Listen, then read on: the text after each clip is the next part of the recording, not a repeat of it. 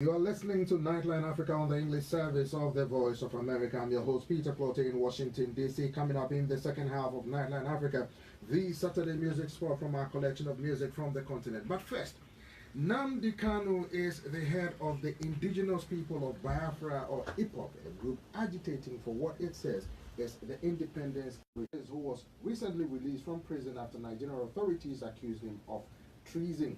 He has often championed a strategy of civil disobedience to press home IPOB's demands to free his people. However, his critics say he is a rabble-rouser who seeks to undermine Nigeria's unity as well as its territorial integrity. Nnamdi Kanu joins me live in the viewing studios here in Washington, D.C. How are you, Nnamdi? Thank you very much, Peter. Thanks for having me here. All right, so you said you want to free your people. Yes. What does this mean, and what does that entail? It means the total, unequivocal extrication of the territory of Biafra from the present contraption, or should I say British contraption known as Nigeria. Complete and total sovereignty for the state of Biafra. So you want to be independent or secede from Nigeria, correct? We are not actually seceding. We are going back to the way we were before the British came. So do you think the authorities in Nigeria as it stands now, one, and indefensible, or as authorities say, the separation of Nigeria is unwarranted and will not be entertained in any circumstances? Do you think your objective is achievable? It is achievable because you would expect any dictatorial state, you would expect any backward banana republic, which Nigeria has become, to speak in exactly those terms. But what they have cleverly forgotten is that they are the instigators of separation. They are the ones making the polity ungovernable. They are the ones going about pillaging, killing, sacking villages and occupying them. They are the ones that have taken nepotism to a new and unbelievable level. They are the ones running Nigeria as if it is a private family business. They are the ones that have promised and sworn to bring Islam into Biafra land. They are the ones arming and equipping the four known terror groups you have in Nigeria to cause havoc and kill innocent people. We are not going to fold our hands and watch this continue to happen. The same set of circumstances obtained in 1966 when over 300,000 Biafrans were slaughtered in the north. That led to the declaration of the state of Biafra in 1967. This time around, we are far more prepared, far more knowledgeable, far more aware, and far more exposed to allow the same thing to happen to us again. They promised to Islamize and to colonize us, but we will not allow that to happen. So let me ask you this. Recently, when Nigeria held elections, you made a proclamation about a support for one party or another. People say, if you want an independent state, why support a party to participate in an election that you don't believe in, that really undermines your objective of having an independent state of Biafra? First of all, we are Democrats, and secondly, we did not advocate for the voting of any particular party. What we said very clearly is that the policies of APC, as championed by the cabal who are in charge in Abuja, is not sustainable and cannot be supported. We also wanted to demonstrate our ability to be flexible and more so to respond to the yearnings and aspirations of our elders who demanded and pleaded with us to allow the voting to go ahead. But what I can say to you is that voting in Nigeria, as you've well seen, thankfully you were there to observe it, is not only shambolic, but is an exercise in futility. Voting doesn't count in Nigeria. People voting in Nigeria is a wasted effort. All the ballot boxes, all the ballot papers, all the polling stations belonging to Biafrans in Lagos, for instance, Abuja, Kanu, Kaduna, and Zaria, were all destroyed during the election day, rendering it absolutely useless. What they have said to us is that we do not belong to Nigeria, we are not part of Nigeria. It is even a worse form of apartheid than what obtained in South Africa. Those are the conditions we are being forced to live under. Where the circumstances allowed us to participate, of course, we said we are lifting the boycott, but as you can see, regardless of what you do, the outcome is always predetermined. The Fulanis in the north will always write the results, and the army will enforce it, and the court will rubber stamp it, and that's where we are today. Does your cause entail in engaging with the government to achieve your objective, or does that also entail uh, picking up arms against the administration or the state of Nigeria? Not at all. We are averse to picking up arms. We are not interested in armed struggle. We believe that ideologically and intellectually that this war can be won, and won very convincingly. Therefore, there will be no recourse to armed conflict. But in terms of dialogue, you can't say no to discussing with people. If they want to discuss the terms of separation, we are more than willing to accommodate them. But one thing is obvious. We are not going to stop until Biafra is restored. Our approach of civil disobedience and making sure that nothing functions that will benefit the central government in Nigeria continues unabated. We don't intend to slacken. We don't intend to retreat any iota. And believe you me, that Biafra will come in the not too distant future. I'm very confident of that. What does the state of Biafra mean for the people of the land? It is the kingdom of heaven upon the face of this very earth. What we have seen and continue to see since the creation of Nigeria is a level of backwardness and regression which nobody ever envisaged. Not even those that fought the British for independence could have foreseen what Nigeria would become in some decades down the line. What you're seeing is a new level of what I call primitivity in governance, a new level of poverty, a new level of backwardness, a new level of what they have done in essence is to destroy every fabric that sustains any modern viable democracy. By any stretch of the imagination, you couldn't possibly describe Nigeria as a civilized, viable country. All the places that I've been to touring the world, speaking to policymakers and influencers, have led me to believe that no one has any hope that Nigeria will survive. And I can assure you, it will not survive. With this reign of terrorism, this brutal repression of free speech, this clampdown on the very core tenets of democracy, that there is no way that the Fulani template for Nigeria can survive. Your supporters, and for that matter, the Igbo community, in danger, not only in Nigeria, but the rest of the world. How do you react to that? We know that freedom is very expensive. We are here in the United States of America, where people fought and died and sacrificed their lives to sustain what is arguably the most civilized modern nation on the face of the earth. We recognize those sacrifices, and it is something that we're prepared to make. If ultimately, at the end of this very process, there is only one Biafran man and one Biafran woman left, we will make do with that. They can go ahead and procreate and create the future Biafra nation. What we must state very clearly is that nobody should underestimate our resolve. We are determined. My mother have just died as a result of this very effort. Many more have gone, and we are prepared to sacrifice whatever it takes to ensure that Biafra is restored. Because it's not just the hope of, say, the Biafrans themselves. Biafra will save other ethnic groups within Nigeria, and Biafra, I believe very strongly, is the beacon and the hope and the light of Africa. Once Biafra stands as an independent entity, believe you me, you will record development and progress within the wider Africa. But without Biafra, none of that will ever happen. Some Igbo monarchs have petitioned or have requested and urged and give your mother, your deceased mother, a befitting burial. What is your stance on that? My mother died as a result of the agitation for Biafra, and she made it very clear when she was alive that anything that I have to do to ensure that Biafra is restored is what I must do.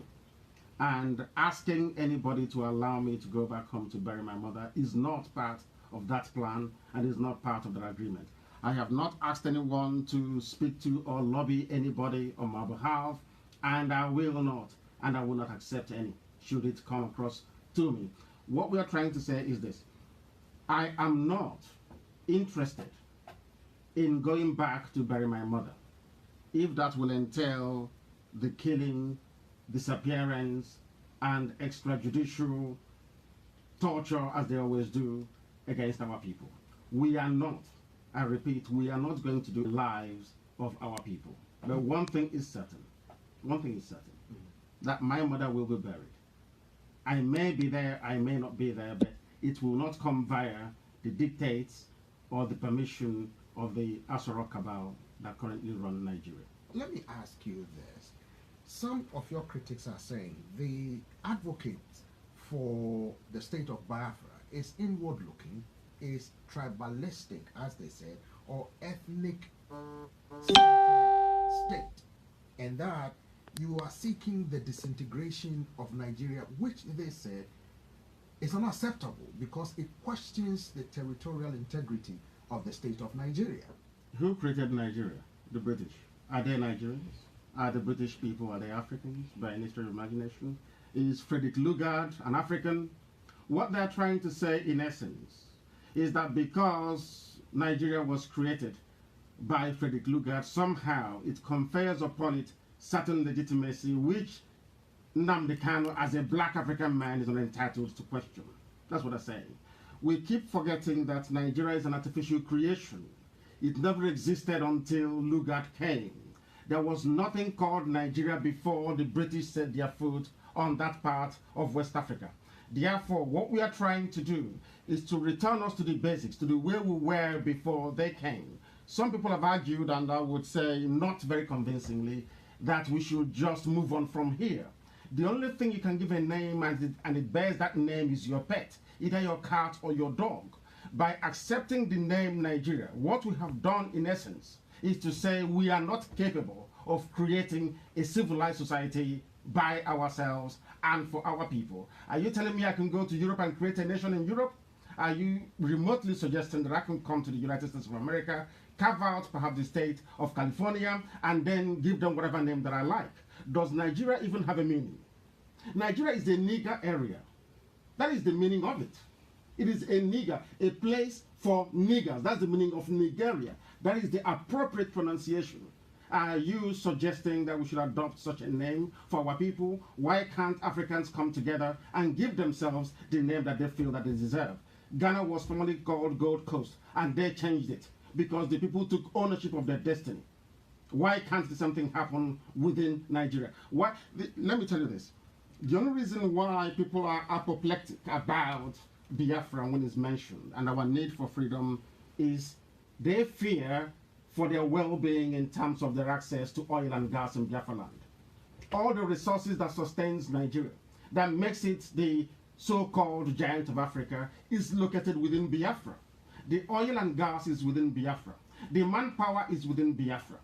So when people talk about this fear of breaking up Nigeria, it is because they are afraid that they cannot survive on their own without access to oil and gas. I'm not cutting you short, but we have an instance where South Sudan came out of Sudan, where Sudan lost approximately over 60% of its natural resources. It's now trying to jumpstart its economy and all that. Do you want that for Nigeria as a people?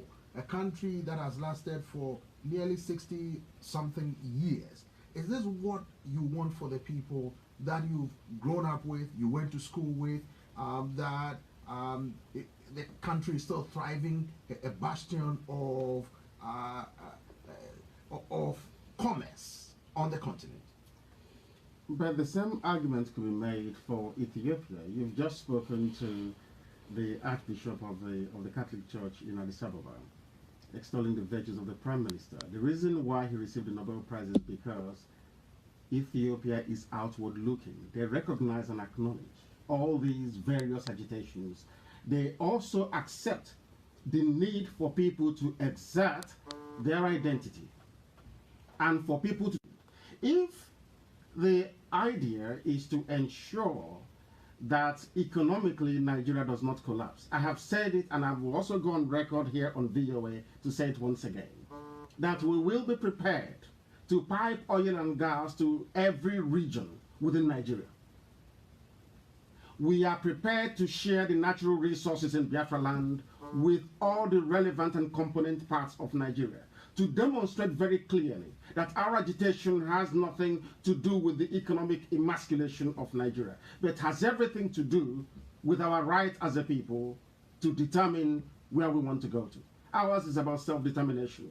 And our people must, you must also know that half of the Yoruba race is in Dahomey, in Benin Republic. That is the danger of having Europeans come to Africa to draw your boundaries for you. We are basically operating in this present day Africa, the boundaries drawn up in 1884 by Otto von Bismarck in Germany. Do you think that is fair? I don't think it is. And it is the duty and responsibility of Africans to apply African solutions to African problems. The idea that you can come to Africa and just say, you, from today you are all Nigerians, I think is laughable. You cannot do that anywhere else, only in Africa. Why must we allow it? Before we go, Nnamdi, what do you expect for your people in the next 5 to 10 years' time in this struggle to establish what you described as a Biafran state? My expectation is that in the not too distant future, there will be Biafra. If there is no Biafra, believe you me, the consequences will be disastrous for everyone. The Middle Belt people are suffering. Even for the very first time, they're bringing their murderous carnage into the Yoruba land. I shouldn't call it Yoruba, actually. It's Oduduwa, because we've been told that Yoruba means something completely different. It's Odua. Now, they have come into the West. They have pillaged and have sacked the Middle Belt. And in Biafra land, as we speak, we are under attack. Continuing with one Nigeria means surrendering our land, our way of life, to an alien culture from the Sahel. It is not something we are prepared to countenance. I assure you this. No matter, regardless of what it would take to ensure the coming of Biafra, that is exactly what we are going to do. I do not see Biafra, in fact, to be honest with you, I see Biafra coming before the next 10 years. I can say that to you, very categorically. If Biafra doesn't come within the next 10 years, there will be no peace in that part of the world. Because we cannot stand idly by and watch them rape our mothers, abduct our daughters, massacre and rape at will. It cannot just happen. No sane, sensible person will be able to withstand that. Everybody knows. I don't know why the media in the West doesn't talk about what is happening in Nigeria. You have the Fulani headsmen who have come with the full and total support of the Nigerian state to the government has said that the government has stepped up efforts to increase security, bolster security in certain areas where Boko Haram and terrorist groups have been fighting. So the government is doing something about it. This is what the government is saying. Are you saying the government is not doing its job, which is constitutionally mandated to protect life and property? What is Boko Haram operating in the north, isn't it? Boko Haram is in the north. ISIS in West Africa in the north. Al-Qaeda in the Maghreb from the north. Fulani headsmen from the north.